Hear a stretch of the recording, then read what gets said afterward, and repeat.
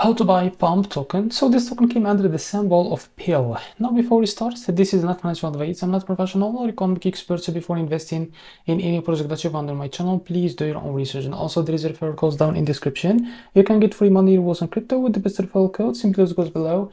Find your account, enjoy the benefits, check them out in the description. Now as you can see, this token it's released 19 hours ago and increased by 100% in the last 24 hours. This token trending number 12 in the Solana section. To be able to buy this token, it's easy and simple. Just click here to copy the token address, open your funds wallet. For that, click on swap, make sure that you have enough Solana on your wallet. Now click here and paste the token address in the search bar. As you can see, now click on your token and here click I understand, and here you can type how much you want to buy. So here we'll be able to see how much you will be able to receive that token. After that, to select provider, click on pricing, click on provider and select the Jupiter, for example. Click on apply. Now go back, make sure to read all this information here, click on swap, and you will be able to redirect to the Jupiter provider page to be able to buy this token. So this is how to buy PIL token. If you found this very helpful, please like and subscribe. See you in the next video.